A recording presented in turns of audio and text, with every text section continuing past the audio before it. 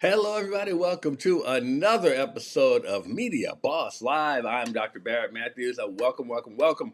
Hey, guys, I want to make sure that before we get started, I want to tell everyone, please, let's start sharing this. Let everyone know that you are on Media Boss Live so they can join in and get some of the fun too, Want to make sure everybody can be a part of this.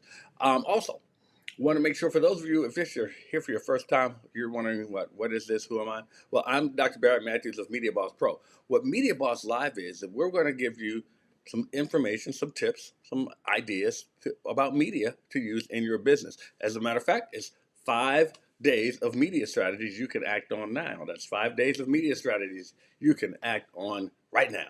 So, what we're talking about this week is documentaries. We're going to get into that. But I want to give you guys some information about something that's coming up on September 23rd. September 23rd, we are having the Media Boss Masterclass. That's right, the Media Boss Masterclass. It's going to be 4 hours, a half a day. We're going to be going over some things in media that can help you to get started in your business. So that means you can learn about podcasting, you can learn about writing a book, you can learn about a blog, you can learn about live streaming, you can learn about your own Roku TV channel, you can learn about documentaries, as we're talking about today. We're going to be talking about that in the 4 hours, and it's going to be very interactive as well. So we want to get you guys registered for that. Go to MediaBossMasterclass.com. Isn't that simple? MediaBossMasterclass.com, because it's the Media Boss Masterclass. So hopefully I'll see all of you there at the Media Boss Masterclass. Register now, because if you register early, you get a special bonus. Meaning if you register before the 15th, you get a special bonus. So I encourage you to do that right now so that you can get your registration and get your bonus as well. So, on that note, make sure that you're subscribing to our YouTube channel. I'll put that link up later. Make sure you're subscribing to YouTube. Make sure you're following us on all the social media. And once again, as I said before, please share with everyone that you know that you are watching Media Boss Live. So, this week, as many of you know, if you've been here, and if you haven't, please go back and watch some of the other ones. I think you'll get something out of that as well. First of all, before I say that, thank you guys for the comments. Thank you for the likes. I appreciate you all, and thank you for the shares. So it wouldn't be anything if you guys weren't sharing it. So I thank you for that as well. Now, for those of you who are wondering who I am, I'm Dr. Barrett Matthews, as I mentioned, but who am I? I have been working in media since the 1980s. I've worked for local TV stations, it was CBS affiliates. I've also worked at CBS Sports in the network in New York City, had my work shown all over the world. And what I want to do now is help you to use media to make it so that people can see you all over the world and you can be everywhere all at once. So that's what we're here to do. Like I said, leave your comments and we will definitely address them as well, your questions and so forth. So today we've been talking about documentaries all week long. All week long we've been talking about documentaries for your business, and we want to continue with that. So in doing so, what I want to do today is I want to cover two today, because I don't think we're going to be able to do a Media Boss Live tomorrow, so we're covering two today. Monday, we talked about, well, the first day I should say, we talked about the importance of storytelling for your media. Then we talked about choosing the right format for your media. Then we talked about planning and pre-production essentials for your media. So today we're going to talk about two things. First, we're going to talk about production techniques and the best practices for doing that. And then we're going to talk about post-production and distribution of your corporate documentary. Now, some of you may be saying when you look at this, yeah, but I got a small business. I don't know if I need a corporate documentary. A documentary is not about size. It's not about size of your company. It's about what you want your audience, what do you want your people to think and know about you and your business, telling them why they should do business with you. So I want to make sure that's clear. So let's get into it today. So production techniques. So you want to make sure when you're doing a documentary, and I know this is kind of obvious, but I got to say it again, that you have quality audio and quality video. If it is not quality audio and it is not quality video, it will turn people off and they will not be interested, because guess what? All they'll be thinking about is your audio and your video, and they won't be getting into your content. So invest in good microphones. Yeah, invest. Invest in good cameras. Make sure that you have the equipment around you, the boards that you're going to need to monitor the sound and the video. Make sure that you have professional grade equipment, and make sure that you know how to work it. And I know some of you, I don't want to work all that. Well, if you have enough people on your crew that can work it, that's good. Then that's fine too. But just make sure that it's working properly and it's coming off the way that you want it to. And test it, guys. Test it, test it, test it. Now, other thing, and I think which is the most important part of any video production, and in my opinion, I've heard other people agree with me as well on this one. Your lighting, your lighting. You know, it's morning for me, so I'm drinking coffee. Your lighting is so important. Now, I recommend using natural lighting and artificial lighting to create a desired mood, if you will, an effect of how you want it to feel. And you can enhance the visual appeal with your lighting. Some people use colored lighting, depending on what they're trying to do. But natural lighting, I think, is always the best. And I think sometimes, like if you're shooting outside, right before, it starts getting darker, I say about like 4 or 5, I think the lighting is so good then.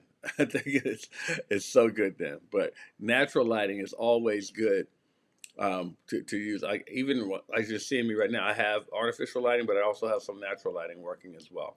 So it's just something that I recommend you use as well.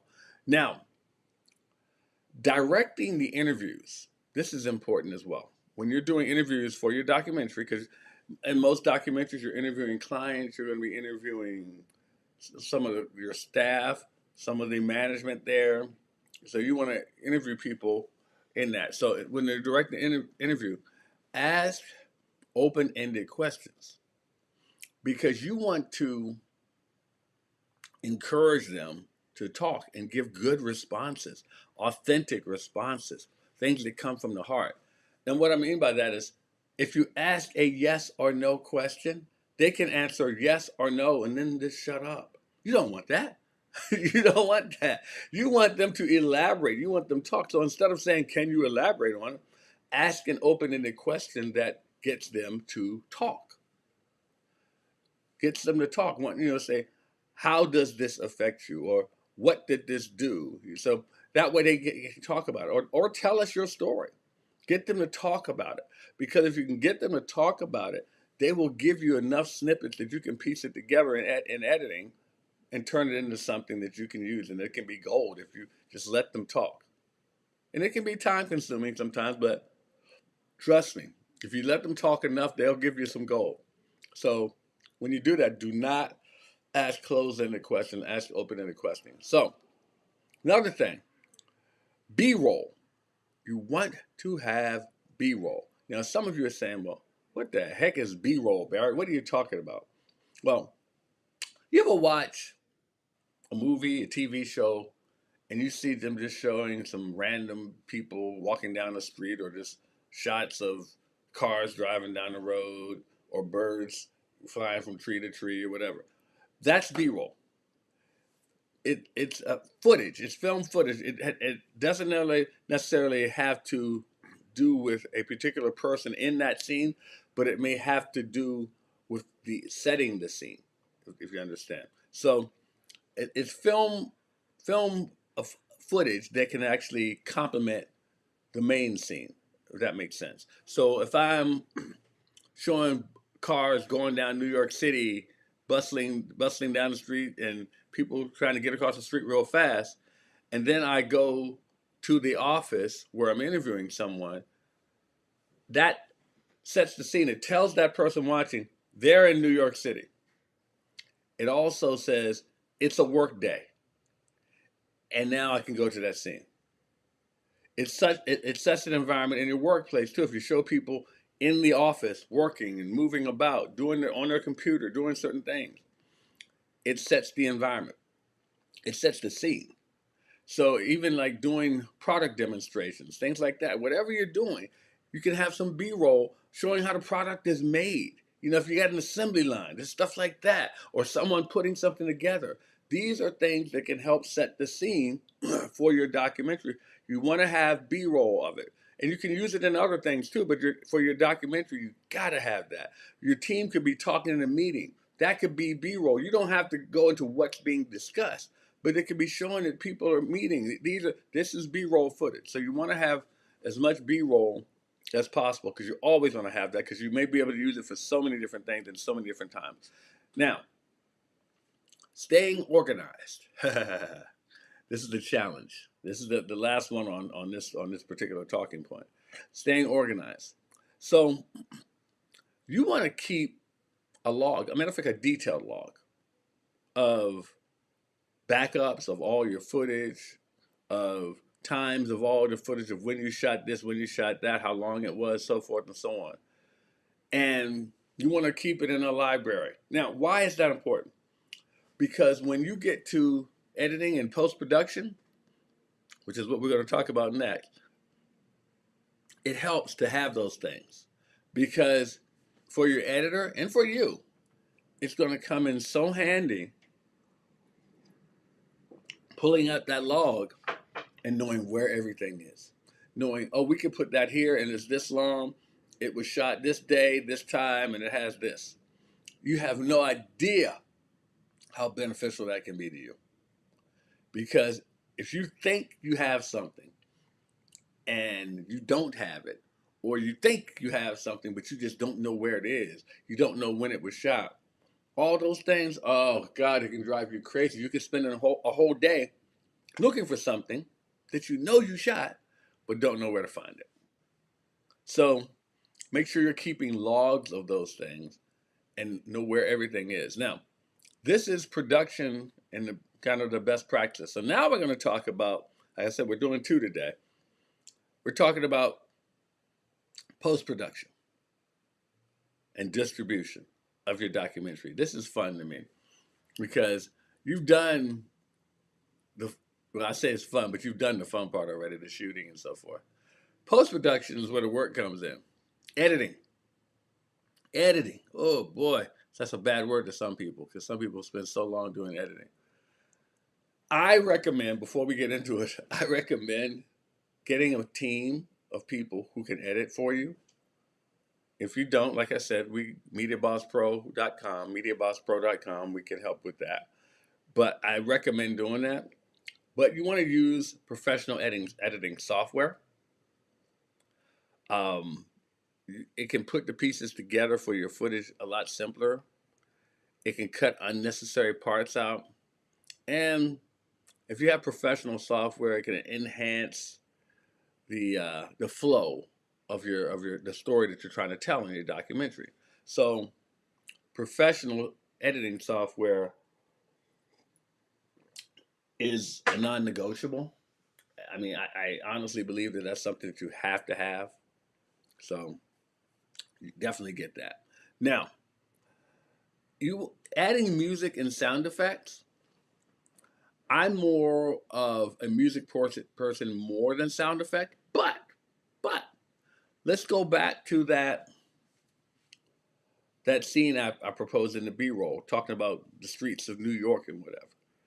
I don't mind adding a sound effect of those streets in that city sound.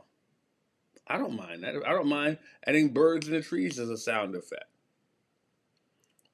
And your music, underlaying that. And let's say you have a voiceover in your editing. You want to make sure that it complements with the music, that it's not too, one's not too loud and so forth. You want the music and the sound effects to match the tone of your documentary. Meaning you don't want it not to fit.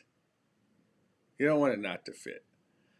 So make sure that you're not using sound effects just because you have sound effects. I know people that do that.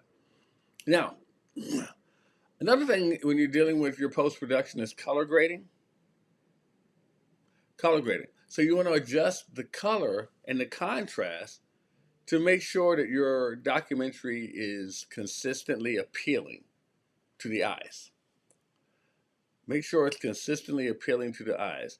And sometimes you may have to get someone else to come look at it for you, because our eyes can get a little biased sometimes, especially if we've been working on it all that time. Get someone else to give you another set of eyes to look at it. And that way you can get some other opinions on how it may look as far as the color grading for your project. Now, let's talk about distribution. Can you get it out? So a promotional plan is something that you're going to need. You want to develop a strategy for promoting your podcast, your documentary, promoting your documentary through social media, through press releases, and your company's network, whatever your network is that whatever you work. If you work in hardware, I don't care if you're doing a documentary on your hardware store or your franchise, whatever. If you're doing a documentary on that, you want to share it with that hardware documentary. With that hardware network, let them know what you're doing, and people that maybe vendors you deal with, let them know about that, because that's a great way for you to get it out there in the market. Use your social media. One of the things that kind of baffles me is, in this day and age, that there are businesses out there that don't have a social media presence. I think it's kind of interesting to me, because it's another way to bring in clients. It's another way to get eyes on what you do.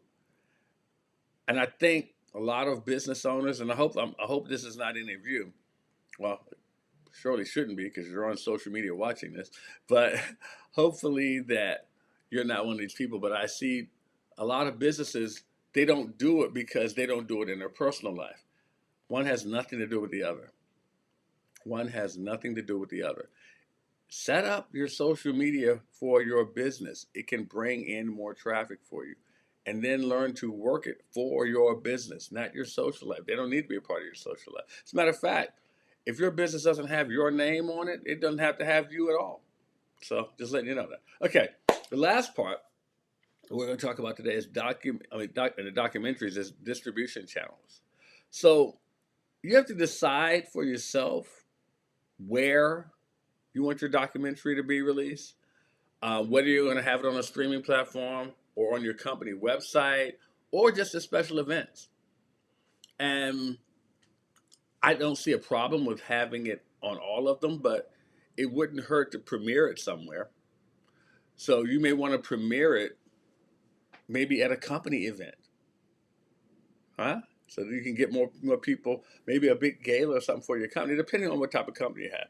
You may want to premiere it, say, on a streaming platform that you have, or even on your social media. You can build up to it and get everybody interested to see the documentary you have on your social media. But you definitely want to do it and distribute it and make sure that people can see what you've done and the work that you've put in and how hard you've worked for it and why people should want to do business with you. I'm excited for any of you that want to do a documentary. And like I said, if you want help, contact me, MediaBossPro.com, MediaBossPro.com. Our team will be more than happy to work with you in putting that out. I'm more than happy to do so. I hope that you all would like to do that for yourself. But it's something that can really build up your image, build up your brand, get more people interested in what you want to do.